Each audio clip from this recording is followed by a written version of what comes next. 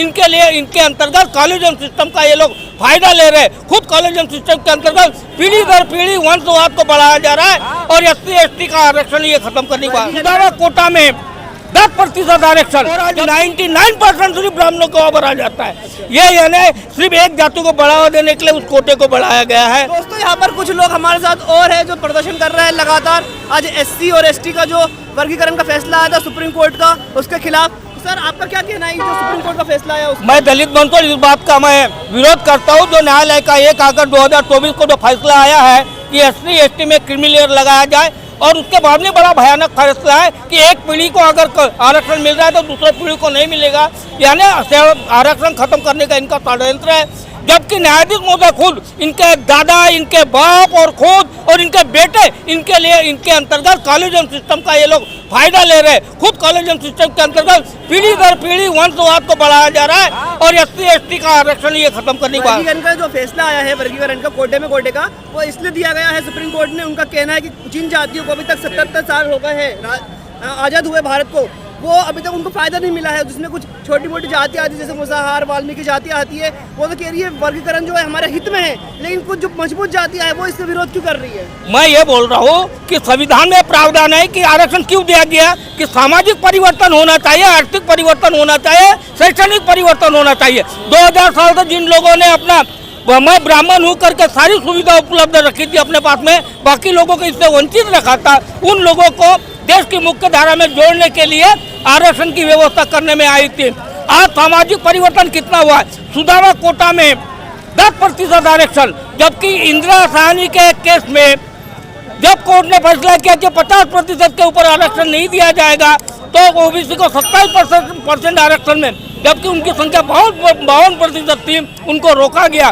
फिर 10% कोटा क्यों बढ़ाया गया? और सुदामा कोटा के अंतर्गत EVS के बारे में बोल रहे कि EVS अनकॉन्स्टिट्यूशनल है। हाँ, EVS में सुदामा कोटा में 10% सुदामा कोटा नहीं, EWS इकोनॉमिक वीकर सेक्शन का रातों रात 48 घंटे में बिना मांग के बिना संघर्ष के उन्होंने उनको स्वर्ण गरीब करके दे दिया और आज 99% सिर्फ ब्राह्मणों को ओवर आ जाता है। ये यानी सिर्फ एक जाति को बढ़ावा देने के लिए उस कोटे को बढ़ाया गया है। लिटरेट एंट्री के अंतर्गत सिर्फ ब्राह्मणों को ही 340 IAS बिना एग्जाम के उन्होंने सिलेक्ट किया है। तो हमारे UPSC की तैयारी करने वाले लड़कों के बहुत बड़ा उनका धोखा है और ये षड्यंत्र हम मोदी जी को बताना चाहते हैं। और भी कुछ लोग हैं हमारे साथ। सर आपका क्या कहना है वर्गीकरण के फैसले के बारे में? वर्गीकरण तो बिल्कुल हमारे खिलाफ है। ये दिखाने के लिए कि जो सबसे पिछड़ा वर्ग है उनके लिए फ़ायदा मिलेगा, लेकिन नहीं मिलेगा। वर्गीकरण करके क्रीमी लेयर को मतलब वर्गीकरण करके जो बांट देंगे और उसमें से कोई नहीं मिला तो NMS लागू कर देंगे, तो हमको एक भी आदमी सर्विस में या उच्च कोटे में नहीं जाएगा। इसका इस पीछे का मतलब ये है, ये लुभाने वाली चीज़ें लाभन खान, लेकिन हमारे समझ में आ गया, हमने संविधान पढ़ लिया कौन धारा में क्या है, ये संविधान के अगेंस्ट में जो काम कर रहे हैं, इसलिए हमको हमारे सुप्रीम कोर्ट का निर्णय को हम नहीं चाहते, उसको बदलना चाहते, उसको निरस्त करना चाहते। इसके लिए आज आप क्या कहेंगे इस बारे में? मैं तो ये कहूँगा जो आने वाली पीढ़ी का जो ये 6 जजों ने जो जजमेंट दिया है ये उनके खिलाफ है और हम समाज से अपेक्षा रखते हैं कि ये आंदोलन करके देश में संदेश जाएगा SC/ST OBC अगर अभी नहीं जागे तो इनका आरक्षण समाप्ति की ओर हो जाएगा। और हम सभी लोगों से निवेदन करते हैं कि इस विषय पर कार्य कर लोगों में जागरूकता है और अभी नहीं जागे तो जिंदगी में कभी नहीं जाग पाएंगे, ये आरक्षण समाप्त हो जाएगा। लेकिन जो वर्गीकरण का फैसला है वो तो बोल रहे हैं ना कि SC/ST की कुछ जातियों के हित में है, बाकी कुछ जो मजबूत जातियाँ जो मतलब 77 साल से आरक्षण ले रही है और बहुत आगे बढ़ गई है, जो धन बल में भी मतलब सक्षम है, वो इसका विरोध क्यों कर रहे हैं? वो उसका विरोध लेकर वो सरकार के तत्वधान में वो इनका प्रस्तुत करके उनके खिलाफ नहीं बोल पा रहे हैं क्योंकि उनको उनका लाभ मिल रहा है। और ये जो इन्हें फैसला जो दिया गया है ये समाज SC/ST OBC को खत्म करने वाला वर्गीकरण है। मतलब जो पूरा ये फैसला है लगातार क्रीमी लेयर लगा दी जाएगी, फिर उसके बाद आरक्षण ही खत्म कर दिया जाएगा, जीरो हो जाएगा। कुछ लोगों का ऐसा कहना है, तो आइए कुछ लोगों से और भी हो जाएगा। तो जाति जनगणना जब हो जाएगी ना सर, पूरा दूध का दूध पानी का पानी सब सामने आ जाएगा। जाति जनगणना बहुत आरक्षण का जो मूल आधार है सामाजिक पिछड़ापन है। 5000 साल से SC/ST OBC को जातियों में 6000 जातियों में विभाजित किया गया है। तो ये आरक्षण हमारा कोई गरीबी उन्मूलन कार्यक्रम नहीं है, ये प्रेजेंटेटिव है, हमारा रिप्रेजेंटेशन है सामाजिक दृष्टि से। लेकिन सर एक जब IAS बन गया है तो उसकी जब 2-4 पीढ़ी IAS बन गई नहीं, उसमें सामाजिक आधार है, राष्ट्रपति है उसके साथ भेदभाव हो रहा है। जो राष्ट्रपति हैं अभी द्रौपदी मुर्मू जी के साथ हाँ उनके साथ भेदभाव हुआ, उनको गर्भगृह में नहीं जाने दिया गया। पूर्व जो राष्ट्रपति थे रामनाथ कोविंद जो उनको ब्रह्मा जी के मंदिर से बाहर धक्का मार के भगा दिया। अखिलेश यादव जो मुख्यमंत्री रह चुका है, जिनके पिताजी मुख्यमंत्री, जब मुख्यमंत्री निवास छोड़ा तो उसको धुलाया गया। बाबू जगजीवन राम उप प्रधानमंत्री थे और उन्होंने जब मूर्ति का अनावरण किया तो उसको गंगा जल से धुलाया गया। तो हमारे साथ जो जाति भेदभाव है हजारों साल से चली आ रही है और ये सामाजिक पिछड़ापन है। एक IAS जब उसका गरीबी उन्मूलन नहीं है कि गरीब हटा दें, गरीबी उन्मूलन के लिए तो मनरेगा है और सारे कार्यक्रम है। तो जो लोग पीछे रह गए, सरकार की दायित्व तो बनता है कि ये उन्होंने उनको अच्छे, लेकिन अभी विपक्षी पार्टी जो कांग्रेस है, जो जिसको इस बार दलित समाज ने भर भर के वोट दिया, वही सत्ता दल है भाजपा, उनका भी कोई बयान नहीं आया है इस बारे में। उनका आना चाहिए, उनको सपोर्ट करना चाहिए, कोई भी विपक्षी पार्टियां हो। चूंकि इस बार जनता ने वो किया है, बदलाव किया है, नेताओं ने नहीं किया, जनता ने बदलाव किया है। तो जनता ने जिनको वोट दिया है उनको आना चाहिए, इस मुद्दे में खुल करके आना चाहिए, क्योंकि ये बहुत बड़ी आबादी का मामला है और संविधान में कहीं भी नहीं है आर्थिक उसमें या क्रीमी लेयर का। संविधान में तो कई आर्थिक लेवल पे आरक्षण नहीं था, लेकिन सरकार ने तो बना दिया गया ना EWS।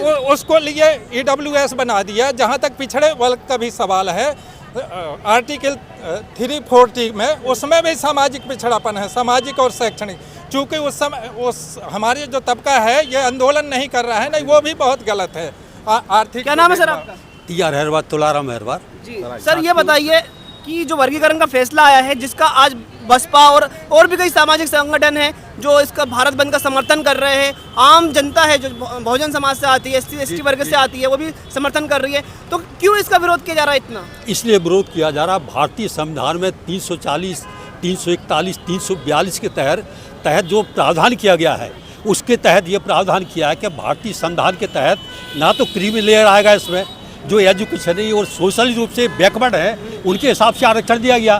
341 में SC वर्ग को केवल एक ही वर्ग माना, उसमें केवल संविधान के अलावा और कोई कुछ नहीं कर सकता। भारतीय संविधान जो है 341 के तहत आरक्षण है, उसमें सब वर्गीकरण कैसे हो सकता है बताइए मेरे को। 342 में वर्गीकरण कैसे हो सकता है बताइए मेरे को। कोटे में कोटे की बात की गई है ना। जी जी, कोटे को कोटे में हो ही नहीं सकता, इसलिए नहीं हो सकता कि 341 ST का कोटा है। 7 जजों की बेंच बैठी हुई थी, हाँ। जिसमें से 6-1 से ये प्रस्ताव पास हुआ, हाँ जी। और जिन्होंने इस जो वर्गीकरण है उसका समर्थन किया, उसमें एक दलित जज भी थे जिनका नाम सरनेम गोगोई है, हाँ, गवई है, गवई। तो उन्होंने इसका समर्थन किया। उनका तो कहना है कि होना चाहिए वर्गीकरण। भाई अब ये तो उसके बारे में अब उसके बारे में नहीं, उसके बारे में मैं नहीं कह सकते, उसके बारे में मैं नहीं कह सकते। संविधान में प्रावधान क्लियर दिया होगा, 340, 341, 342 केवल 3 लोगों में आता है, 3 कास्ट में, OBC 340, 341 SC, 342 ST। इसमें किसी प्रकार का अदली बदली नहीं हो सकती, ये भारतीय संविधान में प्रावधान है। तो संविधान जो भारतीय संविधान के तहत जो इंटरफेरेंस किया, मेरा तो मानना ये है कि सुप्रीम कोर्ट ने जो डिसीजन दिया वो संविधान के तहत ही नहीं है। संविधान के तहत संविधान की समीक्षा या संविधान के तहत कोई गलत काम होता है उसके लिए सुप्रीम कोर्ट बैठी है, कि संविधान कोई टच करता है उसके लिए रखवाला सुप्रीम कोर्ट करता है। लेकिन संवैधानिक प्रावधानों को सुप्रीम कोर्ट हरगिज भी नहीं आपको कर सकती। 2 अप्रैल 2018 याद होगा, हाँ। वो जो SC/ST के जो एट्रोसिटी एक्ट उसमें भी जब बदलाव किया गया था, वो भी सुप्रीम कोर्ट ने किया था, जब जनता ने बहुत बड़ा हुजूम और एक बहुत बड़ा भारत बंद किया था। लेकिन उस लेवल का भारत बंद इस बार दिखाई नहीं दे रहा। नहीं खैर वो ठीक है, लेकिन इसके बाद वही भारत बंद है और पूरा का पूरा SC OBC माइनॉरिटी सभी लोग साथ में भले ही नहीं दिख रहे। हम लोग भारतीय संविधान को, शांति को मानने वाले हैं, शांति से काम करते हैं। उस समय जो धरना प्रदर्शन हुआ था वो भी बहुत जबरदस्त हुआ था। हमारे 13 लोग शहीद हुए, और किसने शहीद किया, जानबूझ के षड्यंत्र के तौर पर शहीद किया गया। उनको हम शहीद का दर्जा देंगे, अगर हम लोग को शासन आएगा शहीद का दर्जा देंगे। और वही काम जो SC/ST का जो वो एक्ट था, उस संविधान के द्वारा फिर ये संसद ने बदला। मैं संसद से अपील करता हूँ, मैं BJP शासन से अपील करता हूँ कि शीघ्र ही इस निर्णय में अध्यादेश लाएं, या भारतीय संविधान द्वारा ये पुनः जो वर्गीकरण किया गया और क्रीमी लेयर लगाए, इसको पुनः रूप से हटाया जाए। ये भारतीय संविधान के तहत है। अगर आप भारतीय रखवाले हैं, भारतीय संविधान के रखवाले हैं, तो भारतीय संविधान के तहत हम तभी मानेंगे कि जो अभी सुप्रीम कोर्ट डिसीजन आया है, इसके तहत आप जल्दी अध्यादेश लाएं और इसमें सभी- वर्गीकरण बिल्कुल हम मान नहीं। सभी लोगों का यही कहना है जो सुप्रीम कोर्ट का वर्गीकरण का फैसला है वो अनकॉन्स्टिट्यूशनल है, असंवैधानिक है। सभी यही कह रहे हैं। आप क्या लोग क्या कहते हो नीचे कमेंट करके अपनी राय जरूर दीजिएगा। धन्यवाद।